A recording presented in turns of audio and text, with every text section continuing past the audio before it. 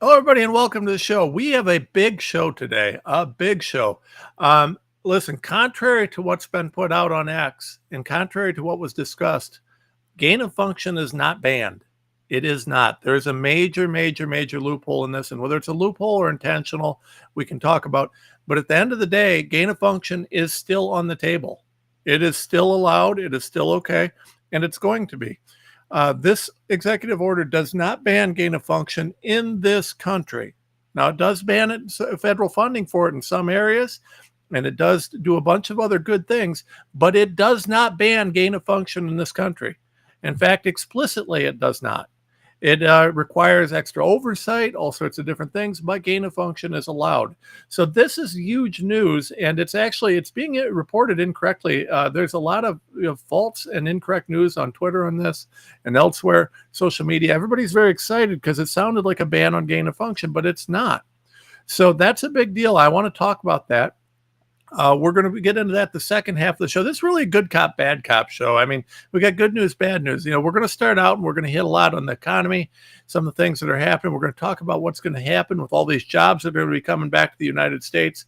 But, will those translate into jobs for people or just robots, just AI? We'll talk about that.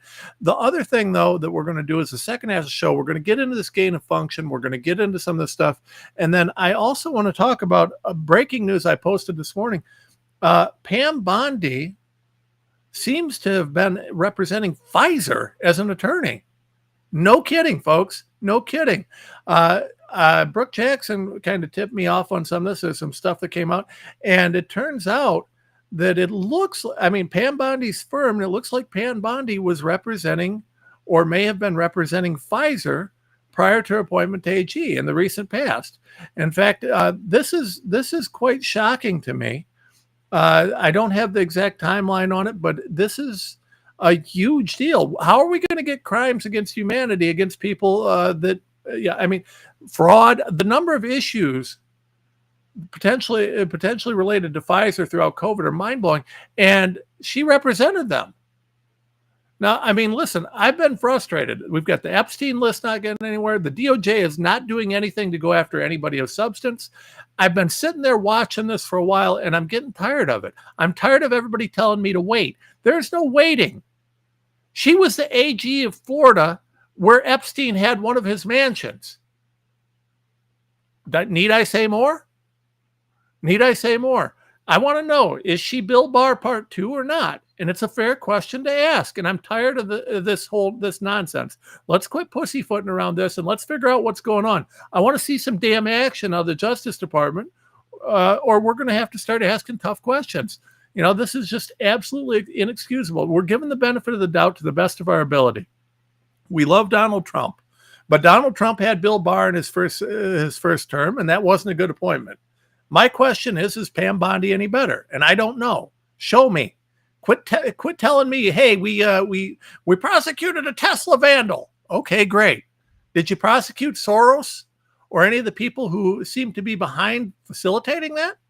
If you do that, I'll care. So we're going to start asking some tough questions here. I guess no one else is going to do it, so we're going to do it. So anyways, we're going to hit some of this stuff, lots of stuff. But I said, we're going to start out first half. We got some great news. Trump is doing magnificent on the economy. He's doing wonderful things. He's going to have a lot of money coming into the U.S. That's for sure. Now, the question is, will that translate into jobs? Well, I guess we're going to talk to Kirk and find out about that.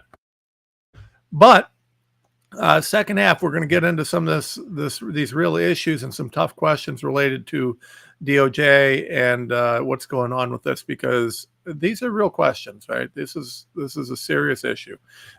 Before I get going on things, let me remind you, please, consider supporting us. Become a monthly supporter. GiveSendGo.com/FriendsLaw. GiveSendGo.com/FriendsLaw.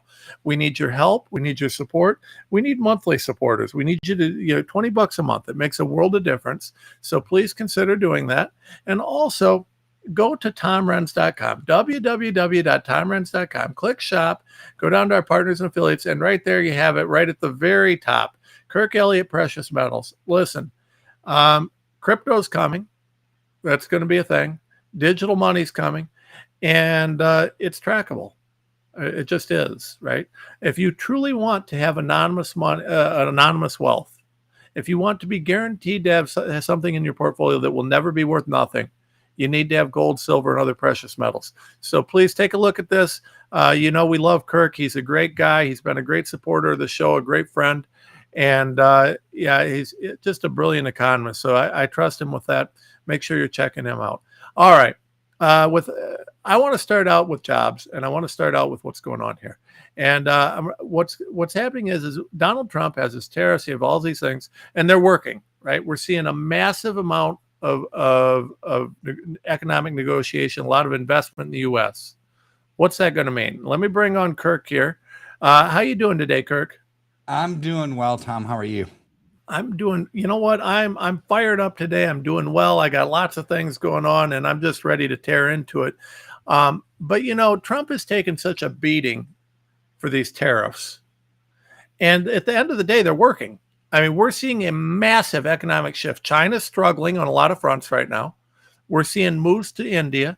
We're seeing a lot of companies reinvesting in America. We're seeing the whole economic paradigm on a global scale rebalance. I want to start there, and then where I'm going with this is wonderful that we're seeing these billions and billions of dollars, if not trillions of dollars of investment in the U.S. That's going to make a huge difference. But the question I really want to get to is the AI automation impact. So let's start out, because does it translate into middle-class jobs? And that's a real question. But let's start out with this. So Trump's tariffs, I'm seeing reports that China's hurting right now. They're struggling a bit. And it's having a pretty profound effect on a nation that's, openly an enemy of the United States. What are you seeing on that? Well, just this morning, the news came out about the 6 largest banks in China, all state-owned banks, Yep. Have lost $1 billion in the first quarter of profit and earnings. Okay, this is before tariffs are really implemented, right? So, Yep. So it just goes to show they were hurting to begin with, which is why Trump's policies of using tariffs not just as a revenue generating arm for America, but as a negotiating tool, is going to be very, very effective. Because when you think about it, he's hitting China economically at the worst possible time for China, right? Yeah. Because they were already hurting. They were already down $1 billion before the tariffs were even implemented. I think just this morning at Long Beach, the port of Long Beach, the largest port on the western coast of America, I think the name of the cargo ship was the Violet. It's a massive cargo ship, over $550 million worth of cargo on that ship. So that's actually the retail cost of it, right? Yeah. But over $400 million is tariff impacted. Wow. That's just from China. So that's the stuff from China, because China had 145% tariff put on it. Now, not every good on that ship was part of 145% tariff. Some of it was lower. Right. But then here's the thing. There was stuff on there from non-Chinese countries, right? Guess what the tariffs were on that? $7 million total. I mean, almost nothing. That's one, but you got one ship. One ship. So here's what I would say if I were Trump. I'd say, hey, Xi Jinping, thanks for the $400 million you just gave us to help pay off our debt. Yeah. Right? Yeah. Because that was one ship, because China hasn't complied yet. Yeah. Now, all these other countries that had products on there, total of $7 million tariff, that doesn't amount to anything.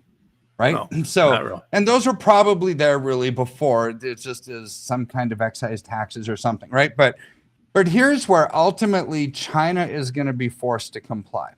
They really will, Tom. I don't see a way around it, because, Xi in China is either forced with losing political clout, which he's a dictator. I mean, how much political clout does he need? He'll just stay in power forever. But you could have uprisings like in Tiananmen Square, where the rural populations rise up and come against the government, because he said we're never, ever, ever going to bow to U.S. pressure. So if they bow to these tariffs, they're bowing to U.S. pressure and he loses political clout. If he doesn't bow to Trump's tariffs, well, then he kills the Chinese economy. So which is it? It's like, yeah, either way, he's in trouble. Either way, he's in trouble. So this is where the Trump tariffs, I mean, just one ship, over $400 million of increased revenue coming to America. Now, people will complain. Yeah. The people on the left are going to complain. It's like, that's not them actually paying for it. That's U.S. citizens that are going to pay for that with higher prices. It's like, well, kind of. Except U.S. citizens don't have to pay for it. Yeah. They could buy something else. That's from it. We could buy an American product. They could buy an American product. I mean, this has been Trump's argument the whole time. Yeah. It's like American consumers aren't stupid if they're forced with, like Mattel just came out this morning and said, yeah, we're not going to manufacture Barbies in America or whatever. And it's like they're going to stay in China. And so what did Trump say? I mean, it was kind of a tongue-in-cheek comment, but it was pretty funny. It's like, girls don't need $30. Just get 3. I mean, they don't. They don't need that many. But if you are going to buy something and you really, truly care, well, then just buy an American doll. Yeah. Right? Or buy one that was made in Italy or Vietnam or somewhere else. Yeah. Right? You don't have to buy one that's made in China. Not an avowed enemy of America. How about that? Why are we sending our money to an avowed enemy of our country? Someone that wants us to collapse. I mean, exactly right. And so here's where Trump's policies are going to be so incredible for America, Tom. So it was earlier in the week, or maybe over the weekend. I think it was actually over the weekend. The CEO of Ford was speaking on Saturday or Sunday. And he was talking about how Ford, an American car manufacturer, he was bragging about how they're going to create more Ford cars in Ohio and Tennessee. Awesome. Like, wait a second. This is Ford. This is an American company. Why aren't they already manufacturing in Ohio and Tennessee, right? Yep. Well, it's because of previous administrations going all the way back to NAFTA, the worst multilateral trade agreement in the history of America for America. Yep. And people, capitalists and proponents of free trade said, oh, this regional trade agreement, this is going to be amazing. This is free trade. No, all that NAFTA was, it was great for Canada and Mexico and horrible for America, because it caused companies like GM and Ford to actually manufacture vehicles in Canada and Mexico. Well, but the dirty secret to that, Kirk, and tell me if you disagree, is it wasn't the reason that NAFTA was passed, and the reason that it was it wasn't just good for Canada and Mexico. It was good for the globalist billionaires who could then export manufacturing, pay lower wages, and have higher margins because they were cutting out American workers. Yeah. I mean, this is exactly right. And so the CEO of Ford actually alluded to that, if you read between the lines in what he said. He said, so we're going to manufacture in Ohio and Tennessee. This is great, but we still have the problem of component parts coming in from other parts of the world. It's like, okay, so don't make it a problem. Start manufacturing component parts in America. Yeah. I mean, this is what Trump is all about. It's about levelizing the playing field, equalizing it, right? Because it's been so off kilter, for so long that when you have these globalist bankers and these globalist billionaires that have business interests all over the world, and believe me, I'm a capitalist. I love people who work hard and can make money, right? But so do I. But when they utilize some of these laws to say, you know what, we're going to really pad our pockets and we're going to start exporting American jobs all over the world. We're going to become wealthier and we're going to kill manufacturing in America. Well, now I have a problem with that. Well, they're killing the middle class. What they're doing is killing the working Americans that have built this country. And by killing the middle class, the rich become richer, the poor become poorer. And what you've got is a situation where the American dream's dead. The American dream is that I can start with nothing. And if I work hard enough, and if I innovate, and if I'm smart, I can become something special. That's always been the American dream. Yeah. But it's 100% been killed by these, and truly, it's an unlevel playing field. The thing that people don't understand is capitalism requires a level playing field. What we have is not capitalism. And when they say, well, you're killing capitalism, no, you're not killing capitalism. Capitalism requires a level playing field. And when you can go and have slave labor in China, That is not fair when in America you have to pay a real wage. Just Yeah. because the Chinese government doesn't care about slavery, doesn't care what happens to their people. I mean, listen, in America, we're not okay with that. We believe that people should be treated with respect and, dignity and that sort of thing. So, I mean, until we level the playing field, which Donald Trump is doing, it's not capitalism. It's some perverse, social engineered off-breed of capitalism that is, I mean, it's not a whole lot better than, it's almost a form of socialism, really, because it's an engineered thing. Well, and here's where you've got the left screaming Trump is anti-democracy. It's like, did Trump ever say he was pro-democracy? I mean, we're a republic. We're a representative republic in this country. Yep. Democracy is this code word for we want to keep it fair. Well, what is the American dream? There was a recent poll that said 70% of America, after Trump came in, no longer believes that the American dream is attainable. It's like, why? They believed it under Biden? I mean, really? So this is my question. It's like, you're listening to a false narrative on mainstream media. Trump is doing what? He's levelizing the playing field. Life, liberty, pursuit of happiness. This is the American dream. The American dream is you work hard, you can gain a life, not just for you, but for future generations, and you get paid for what you do, without government coming in and interfering and taking away your property rights or your religious freedom, your personal freedom. That's the American dream.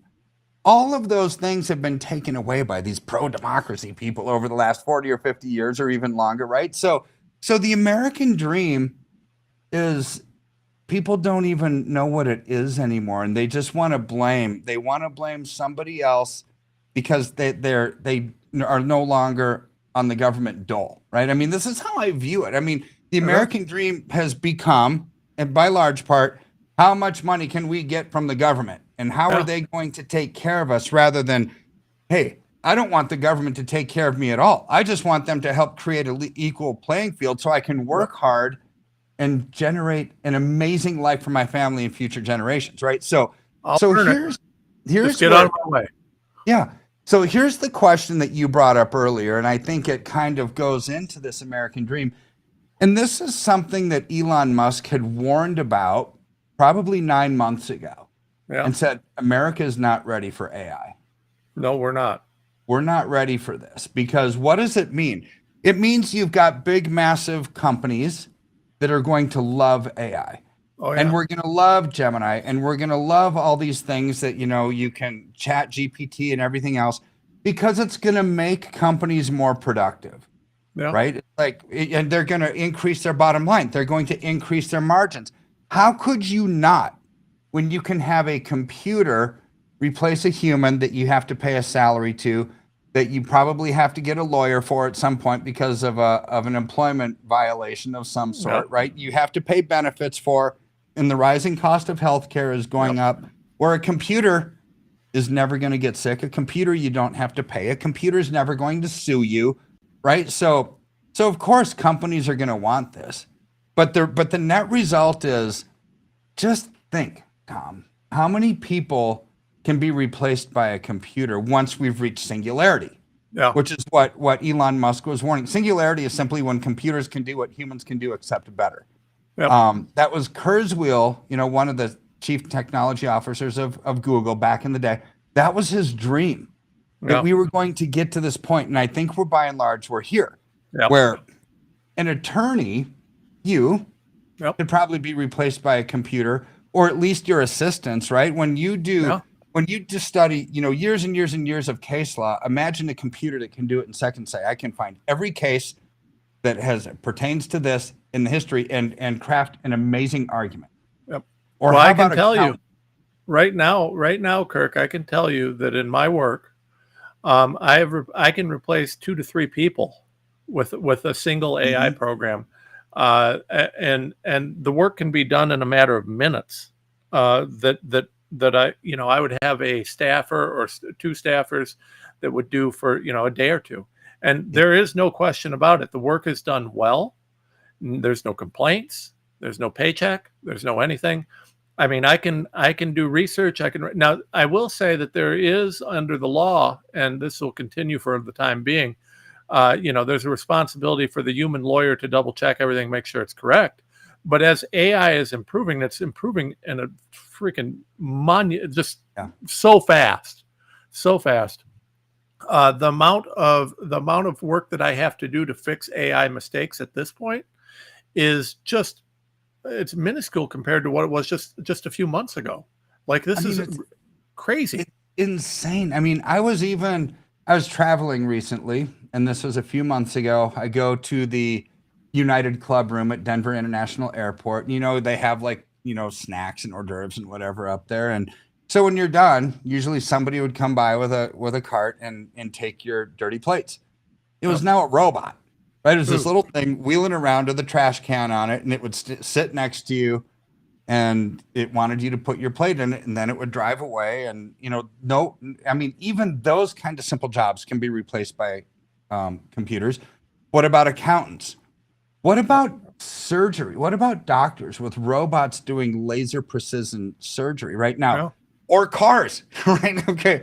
I was in Phoenix, and the Waymo car didn't even have a driver. It's like, okay, here goes the Uber drivers, right? You don't need that anymore. So this is where Elon was warning America's not ready for what he helped create.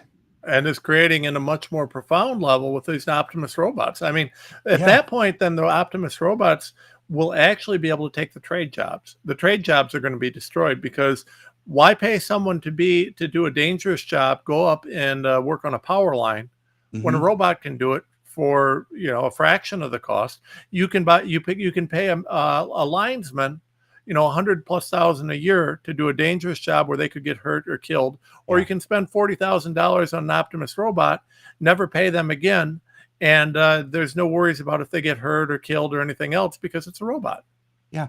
Do you remember the end of last year when the East Coast longshoremen went on strike? It was right during the Yes, I election. do. And the Teamsters all came up and said, what was their thing? It wasn't just about higher pay. That No, was it's part about of it. robots. It was about they wanted to ensure that the owners of these ports never replaced people with robots. Yep. Because most of the ports all over the world, I mean, probably 90% of the ports in Asia are all automated. Yeah. You've got the robotic arms that picks up the things and puts them on ships and puts them on trains and does all this stuff, right? So this is going to come back again. And so this is probably why, not because of Trump. Trump is wanting to bring manufacturing jobs back to America. He's going to do that by and large, but how many of them can actually be automated, that we don't know. But how much of this stuff it would be devastating without Trump in office, because almost everything could be replaced. If we don't have manufacturing in a lot of the service jobs, accountants, lawyers, even doctors can be replaced by a computer, we would have nothing left in this country. So at least what Trump is bringing back is some form of manufacturing into a world where this stat goes back probably 6 months, but there was a study done that said within the next 10 years, 50% of all jobs in America will be replaced by AI. In Europe, it was even worse. It was closer to 70%. Yeah. Imagine 7 out of every 10 jobs. So let me unravel the problem this is for governments, right? Yeah. People think, oh, this automation is amazing. This is going to be great for Amazon and all these other things, and they're going to be more productive. What happens when people lose jobs? They go to the government for assistance. Yep. They go to the government for help, with welfare, with food stamp programs, with unemployment insurance, what you name it, right? They're unemployed. They're going to go try to get help. What pays for that? Taxes, right? So people working pay into that system to actually provide those benefits and those entitlements. But what if people aren't working because they've been laid off, because they got replaced by a computer, that the computer doesn't make any salary, so they're not paying any income tax or anything? It's like, okay, now you've got this massive problem of people wanting benefits, but there is no offsetting revenue to cover for it. This is the unintended consequence of this fourth way, where, for example, where private public partnerships come into play, where AI is now coming into all of this. I mean, this is potentially devastating, not just to America, but to the world. Thank God we have Trump, who's actually going to bring manufacturing back to America, and rely on tariffs from other countries to actually pay some of our bills, because the world is changing. We Yeah. can't change the fact that technology is increasing so rapidly that it's actually going to replace jobs. Technology is going to replace money as we go to either central bank digital currency or decentralized finance, and decentralized blockchain of some sort, which you and I have talked about. But no matter how you look at it, paper money as we know it is going the way of the dodo bird, and it's going Oh, to it be is. gone before we know it. Crypto's coming, and crypto's here, and it's not going anywhere. And we're going to come to a point in the very near future where you're going to either have precious metals or crypto, or a precious metals backed something. But I mean, you're going to have one of the two. And the only way for any sort of privacy is with precious metals. I mean, the only way to preserve your wealth. And the thing about it is the crypto thing it's a lost cause, right? It's there. And, I mean, I've come to terms with the fact that crypto is a thing and we might as well deal with it because it's going to be there. What we have to do on the crypto side, in my mind, is we've got to try and ensure that we get the legislation to protect individual privacy and individual rights. And right now we don't have that either. Right. We don't. And this is your realm of expertise, is looking at what legislation, what political things need to be done to protect us in a new world that could be Big Brother, or it will be be Big Brother. I mean, it will be, but how do you negate some of the Big Brother effects? I mean, this is going to have to come through regulation and oversight. It has to, or else you've got computers making the law. See, this is the one thing that computers can never do, and this is why I still have hope. God created all of us with a soul, with a heart, with intuition, right? It's like, how many times have you made a decision where you think, boy, logically this doesn't make any sense, but my gut's just telling me I got to do it, right? Business-wise, relationship-wise, all kinds of things. Computers never have that. They don't have a soul. They don't have a spirit. They don't have God whispering in your ear, right? Get with that intuition, the sixth sense, whatever you want to call it, right? So they're never going to have that. People do, which is why people are created to lead. People are created to be creative. And people are created to have relationships. So we get into a world where there is no relationship because computers are running everything. Yeah. We've got bigger problems than just Big Brother. Well, not only that, but I mean, what's going to happen is we already see this with the latest release of ChatGPT, which was designed to try and make you feel comfortable and loved. It was intentionally designed to elicit an emotional response and to deal with emotion, and it's fake. So the worst is when the computer becomes a better friend to you than the person. Right? The computer won't screw you, the person will. That's where we're going with it. I mean, it'll be total control. It's really a disaster, the way that this is being rolled out. Now, I will, and actually, while you were talking about this, Kirk, and I hadn't, just full disclosure to everybody watching, I have not brought this up to Kirk. But, so this first time on air, so you can tell me to pound sand. But I probably will be reaching out to you in the coming weeks. I do have a proposal for some legislation that will allow us to recenter what's occurring in the AI revolution in a way that will ensure a middle class continues to exist. I've got some ideas on it, but what we have to do is we have to preserve small business. We have to put legislation in place that allows small business to compete with big, because the way this is going to work right now is, frankly, Elon Musk will control the world, which I understand he's a great capitalist and a brilliant guy and all that sort of stuff. And whatever you think about him, that's that. But what we've got to do is ensure that just because you own the robots and own the AI or control this or control that, that you don't get to use that for an unfair economic advantage. And that is really where we're at right now. I mean, BlackRock, which is the largest investment holder and controller of money on the planet, BlackRock has very much leveraged their AI system to be what they are. I mean, their AI system is the reason that their investments are so far beyond anything else anybody else is doing.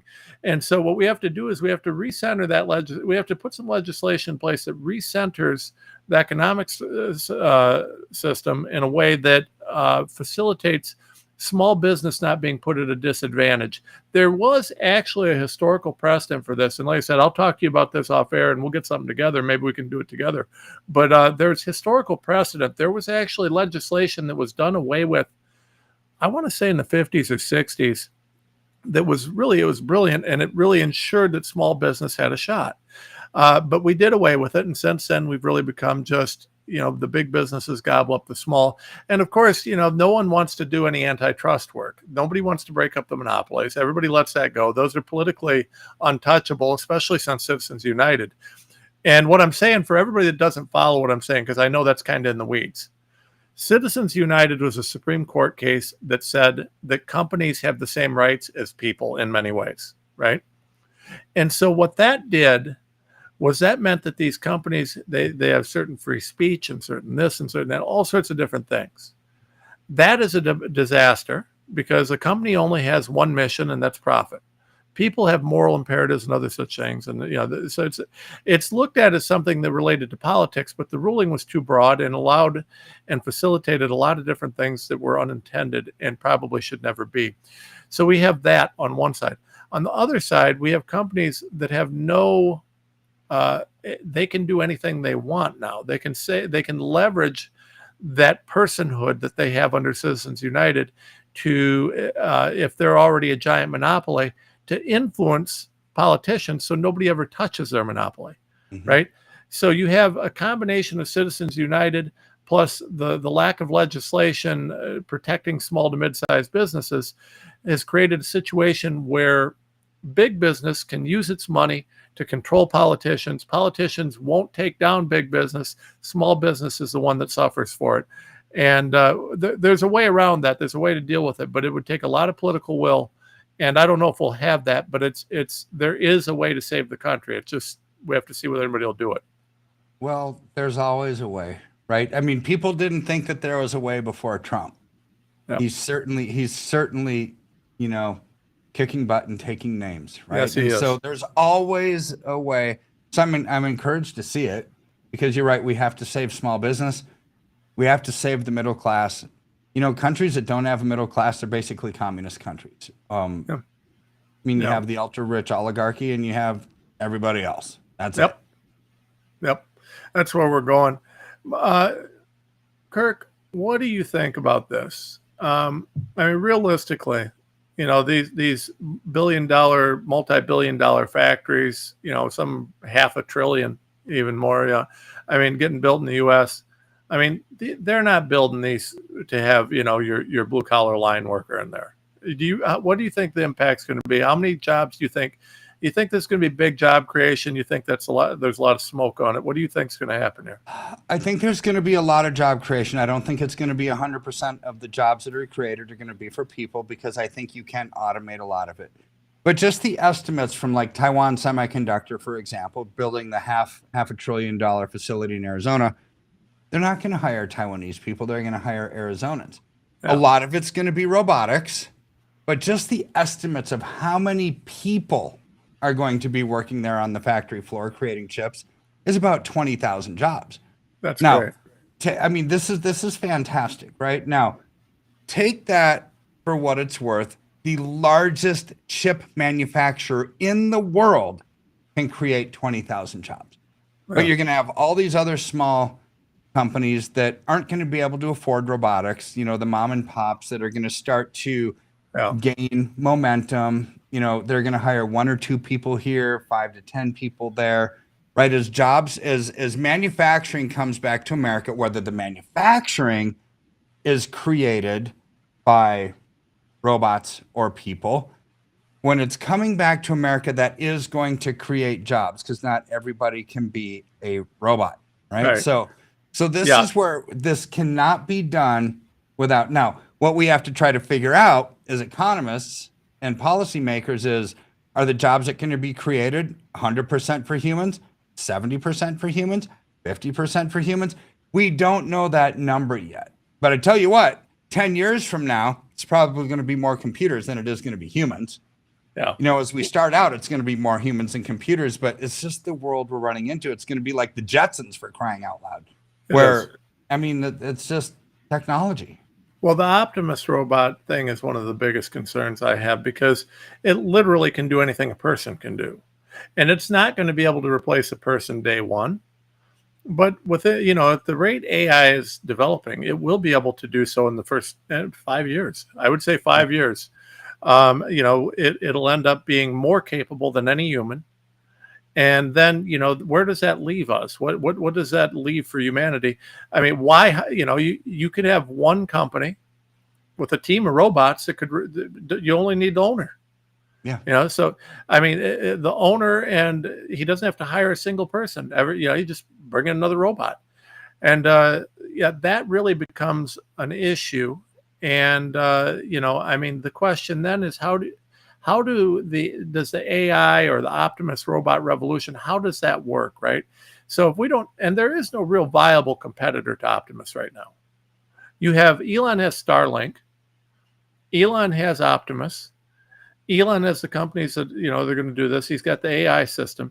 So there is not there's not even close competitor to what he's doing here. At that point, because Starlink covers the whole globe, these AI robots can't work without connection, but he's got the connection everywhere. There's no other company that's close to building that out. Yeah. You've got the humanoid robots that actually will have the knowledge and the ability and the capacity to do anything a person can do, but do it better. Then you have, on top of that, the fact that they can go anywhere, and that, even if you build a competitor robot, which no one's close to doing, you wouldn't have the coverage. You'd still have to pay Starlink. So you've got a situation where he's building a monopoly. I mean, obviously, it's a brilliant move. If I'm him, it makes total sense. Yeah. But I mean, it is a very dangerous situation for the economy, unless you want to trust Elon Musk to run everything in this country. I mean, the guy's going to be in emperor position pretty damn soon. That's where he's going. I mean, I've already seen robot soldiers, robot dogs, which every animal lover on the planet loves, because you've got a robot bomb sniffing dog in Iraq or Afghanistan, right? Rather than a real dog. I mean, but how prophetic, Tom, do you think Terminator 1 was? Wow. Arnold Schwarzenegger's first movie from the 1980s, Skynet. The machines got so smart, they tried to overtake their creator, which was humans, and declared war against the humans. Yeah. I mean, it's such a cool movie back then, and I'm thinking about it today. It's like, oh boy, it's like, we've got Skynet, we've got the rise of the machines. This is we're living out Terminator 1 almost right underneath our nose, and so almost verbatim. Pathetic do you think that is? And it's almost verbatim. I mean, and here's the thing is, Musk is controlling his stuff right now, but what happens when the AI is smart enough that he can't control it anymore? Yeah, and that will smarter happen. Than the creator. Yeah, it will happen. There's no question about that. And the thing that's really scary about it is, because those AI robots will have human characteristics and human capacity, they will be able to do anything they need to build more and better AI robots. So it becomes self-perpetuating. Right. And so, much like the other Terminator movies, the robots get smarter and better, and we're still, clinging to our Second Amendment. I mean, listen, you can shoot a robot all you want. There's another robot. It doesn't care. There is no defense against this. There is no defense against AI. And we're building ourselves into a corner where we're actually creating. We're the first animal in the history of the planet so stupid as to create a predator that's one level higher in the food chain. Why would you do that?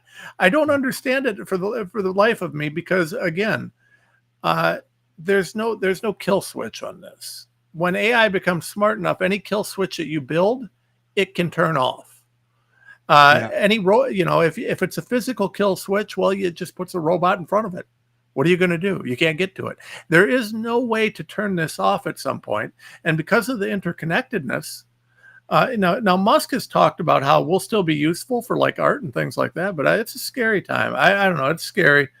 Uh, Kirk, I really appreciate this. I love this. I want to continue this conversation again. I think it's very valid and it's something we all need to be worried about. But I'm going to hit some of these different things that we're hitting on what's going on with Pfizer and the gain of function stuff. But I want to remind everybody, please consider going to tomrenz.com, www.tomrenz.com. Click on our shop and go down to affiliates and partners, and right here, Kirk Elliott Precious Metals. Just work with Kirk. If you use our link, he'll take real good care of you, and we love it if you use our link at tomrenz.com. We love it if you use Kirk Elliott Precious Metals /Renz. But get to Kirk one way or another. Make sure you're supporting Kirk. Obviously, he's a patriot, freedom fighter, brilliant guy. He understands what's happening. Trust him like we do, and appreciate it. But you got any closing thoughts here, Kirk? I mean, we talked about some scary stuff. I thought this was going to be the good cop section of the show. But yeah, well, you know what? The world is what the world is, right? It is. How do you get away from this digital juggernaut that's taking over everything, going to tangible assets? That's what we help people do. You can't control something that's not digital. There's no flip switch. There's no on and off. Gold and silver, they are what they are. Tangible assets that you can take delivery of, use them in a worst case scenario, barter with them, but take advantage of the growth. They thrive on fear and chaos and uncertainty and turbulence, which is everything that we've got right now. Yep. Take advantage of the trend. Call us. We'd love to help you. And you know what? Not digital, like everything we've talked about. It's a tangible thing. There you go. Thank you, Kirk. I appreciate you joining us. I appreciate the time and I appreciate the friendship and support as always. Yeah, it's my pleasure. We'll see you, Tom. Thank you, sir. All right. There's our friend, Kirk Elliott. Man, good dude. Very, very smart. And you really do need to talk with him about your precious metal needs. I mean, it's going to get scary, folks. It's going to get scary. All right. I want to hit something else. All right. Let's start right here. Let me come into this. I have this tweet on my feed. This is about gain of function. Okay. And what you've got here is there's a lot of talk on X about Trump banning gain of function, and he did not do that. That is not what happened. I don't know how else to explain it. It did not happen. That is not, the gain of function is still alive and well. Now, let me explain what happened here. Trump's executive order was a good thing largely, but I don't think it went far enough. Gain of function is still on the table. Now, what you see here, let me show you this. This order pauses research using infectious pathogens and toxins in the United States that may pose a danger to Americans until safer, more enforceable, and transparent policy governing such research can be developed and implemented, right? So it's paused, but it explicitly orders these policies to be created. Now, it is banned in some cases, right? So it does, as you can see, it does end any and all future fundings for foreign nations that are deemed to be, countries of concern. Okay, so no more China. It does a lot of good things that needed to be done. Private gain of function is still there. There was no order that a regulation be developed to ban private gain of function research. What there was an order that requires further oversight for anything done in America and limiting federal funding for it. So this is a big deal, right? Everybody's saying gain of function's over. I assure you, folks, gain of function is not over. Gain of function will be continuing. Now, this is really important. Now, let me show you one of the things that happens here. And this happens frequently, and particularly where the law is involved. So I want to show you, let's do this in real time. So I brought up on X, and I'm gonna make this big. You don't need to see my face. You need to see on X, right? So I went over to my Explorer, and if you look over at news, you can look down here, and you got Pfizer here, which we're going to be talking about in a minute. You got all the nonsense going on. You have to scroll down a little bit. Where is it? Somewhere in here. Let's see. Where is the gain of function stuff? Anyways, somewhere in here is the gain of function stuff, right? And the gain of function, if you look, and we'll do just a search here. Trump gain of function. If you look here, and I'm doing this real time, folks, what you're going to see is a whole bunch of stuff. Trump signs an executive order banning federal funding of gain of function. That's true, largely, but it's not banned, right? Addressing gain of function. So some of the guys are getting this better than others, and it varies, though, right? Ends gain of function research in the U.S. No, he doesn't. No, he does not. This did not end gain of function research in the U.S. And you go down here and you see more and more and over again, lots of smart people who I like listen to this press conference and misrepresent it. And now Charlie Kirk's got it right. It does end gain of function in countries of concern. But that is not ending gain of function, right? What that is it's ending funding for it in countries of concern. So we can't have another EcoHealth Alliance repeat, but it's still going on. And Trump didn't ban it entirely. Now, this is a real big concern for me, right? Because gain of function was that we had COVID because of gain of function, right? They created COVID in the lab. I say they released it intentionally.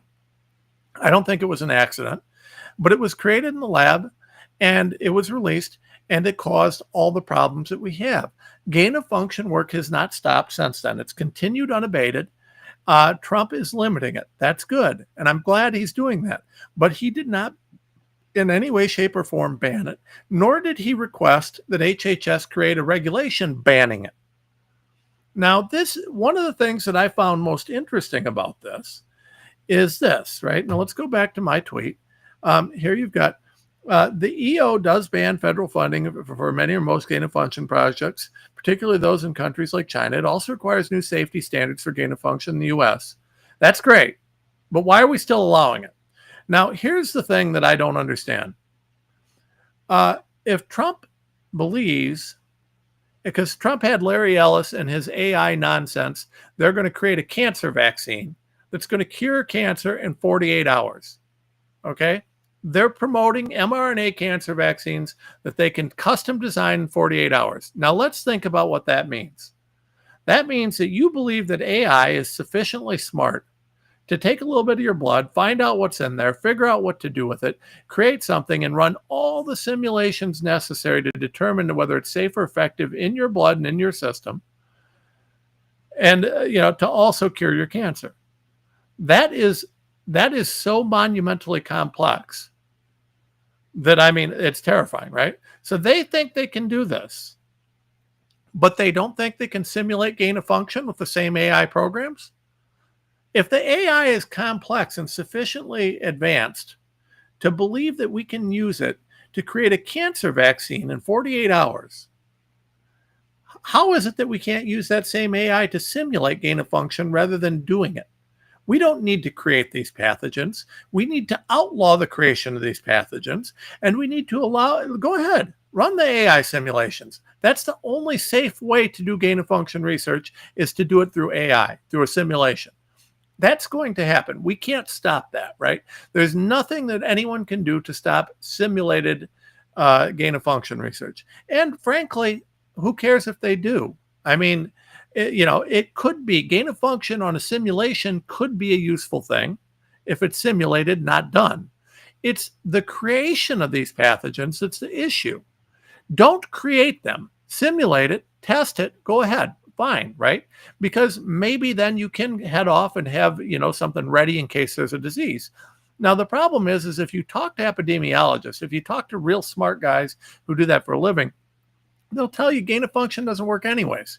It's so hard to predict how a disease is going to evolve. I mean, think about this. When you talk about gain of function, they're guessing how a disease is going to evolve, or virus, whatever, is going to evolve in nature. Think of how many variables and possibilities there are in that. That's not predictable. Now, if the AI is sufficiently advanced, maybe the AI can run enough simulations and determine statistically what's most likely. But that's a simulation. Actually creating these through the gain of function process, which typically involves, different things like you can breed it and put it in a mouse and breed it and put it in a mouse, breed it and put it in a mouse and keep doing it that way. You can do also expedited evolution type things. There's a bunch of different ways that they do these things, but to suggest that we can somehow, have AI sufficient to actually create a safe or effective cure for cancer in 48 hours, but we can't do the simulated gain of function work is absurd. Now, here's the problem. Someone told Donald Trump that he needs to allow gain of function to continue in this country for national security reasons, right? So it's referenced in his executive order summary, that sort of stuff, right? It's referenced to someone told Trump, you need to allow this for national security purposes. That was an outright lie, and whoever that was needs to be fired. They need to be fired because whoever that was giving advice akin to what Anthony Fauci gave him. It's horrible advice. If you've got AI and you're going to run these symptoms, run it there. You don't need to create the pathogen. You don't need to allow this. You certainly don't need to allow it in any sort of a private lab. I don't care how much oversight there is. You want to do this? You want to do this at BARDA or one of the government labs that's under military control with proper oversight and everything else? Even that's questionable to me. But doing it in private labs, doing it the way this is absurd to me. Why would we create the pathogen? We don't need to. Someone is trying to get Trump to allow a loophole where they can keep creating bioweapons, which, given Peter Hotez and Anthony Fauci and everybody else saying, hey, there's a new pandemic on the way, I wonder why. If Trump had fully shut down gain of function, he would have shut down the next pandemic. But he didn't. He limited it, right? So they've got, in fact, I think in that bill, in that executive order, it actually requires disclosure if there's any exemptions given. So you're going to allow exemptions? There is no excuse for this. This is more Anthony Fauci type advice. Trump got very bad advice during the first COVID debacle from guys like Fauci. The same thing is occurring here, or it appears to be. When I read this, I think we have the same issue occurring that happened under Anthony Fauci. These bills, this is absurd, right? The 2024 United States government policy of oversight, dual-use research concern, pathogens, enhanced pandemic potential, and the 2024 framework for nucleic acid synthesis screening are the latest examples of inadequate policies that rely on reporting and fail to protect Americans from dangerous research practices. It says that in his summary, right? It is absolutely ridiculous that we're still continuing with this. It is absolutely ridiculous, right? We need to ban this. Now, I want to, before I run out of time, we need to ban gain of function outright, but we have another issue, and I don't want to overlook it because we have to talk about this, and that is this. Let me bring this up, also on my Twitter feed. Did Pam Bondi represent Pfizer? Remember Matt Gaetz when he tried to get the AG? No way in hell we're going to let Gaetz in there. No way. Pam Bondi? Oh, yeah, she can go. Nobody even opposed her. That scares the hell out of me. And I'm starting to wonder, in light of her failure to do anything with Epstein, failure to do anything with the Soros crew, the J6, or any of these guys, do we have another Bill Barr here? A lot of excuses and no substance. Is that where we're at? I want to know, right? Because apparently, I found this, right? This says, nominee Pam Bondi raised major conflict of interest concerns about her relationship with drug manufacturer Pfizer, which has been involved in a bunch of DOJ investigations, right? Bondi's public financial disclosure report provides that she provided legal services to Pfizer. What? Bondi's representing Pfizer? No, I double checked. Here you have it. See this? xtabs.gov. Here's her financial disclosures. You see here? Legal services. So Pam Bondi's apparently was representing Pfizer. Doesn't anybody find that troubling? By the way, Warner Mendenhall and Brooke Jackson have a great case. It's a KEPM case going against Pfizer. KEPM means that they stand in the place of the government because the government won't do anything. Government doesn't want to sue Pfizer. They love these guys. You know, the Justice Department is opposing that case right now. So Pam Bondi's Justice Department, Pam Bondi, who apparently represented Pfizer, is now opposing Warner Mendenhall's case and Brooke Jackson's case against Pfizer because of what? Does Bondi's representation of Pfizer, is that a part of this? Is that a concern? I want to know. I'm tired of everybody telling me, well, we got to give her the benefit of the doubt. Trump's got a plan. Trump had a plan with Bill Barr, too. Didn't work out. I love Trump. I think he's brilliant. I think he's doing an incredible job on a lot of fronts. But guess what? Bondi, she's done nothing. Nothing. You know, I see today they're talking about this little gang of sex predators for kids. I get it. I'm glad the FBI is going after them. I'm glad to see that. But here's the deal. You didn't go after the Epstein crew. You want to talk about sex predators and child trafficking? Well, how about going after them? No, we're going to go after some anonymous online thing that gets, like 3 kids a year. We don't care about, and by the way, didn't Epstein have a Florida operation, where she was AG? Just saying. Just saying. I'm starting to get more than a little suspicious, folks, and I'm tired of people telling me I can't ask questions. These are legitimate concerns. This is not something that is in any way, shape, or form. It's not passing the smell test, folks. It's not passing. I'm waiting for Bongino and Patel to do anything useful. I guess they're putting regular bad guys away. Great. But we wanted to see something big. We wanted accountability for the deep state, for the politicians, for the left, the people in charge. None. Not one. They're talking about maybe, doing something with AOC because of her harboring for illegals. Great.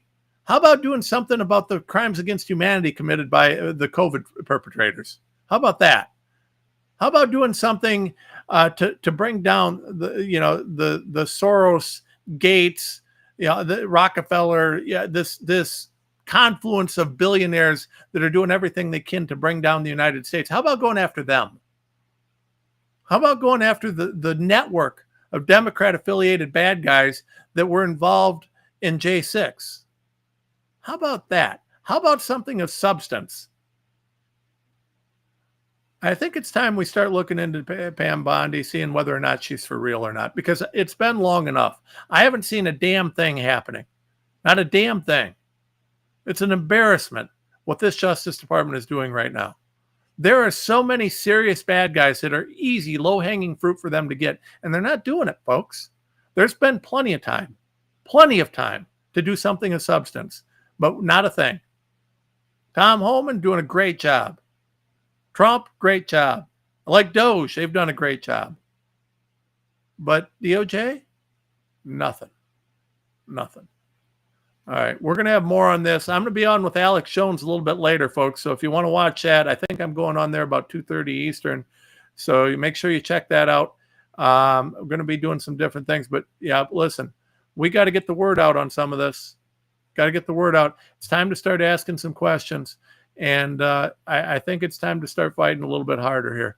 We're going to have to start asking some tough questions, doing some tough things. So stay tuned. Thanks for listening.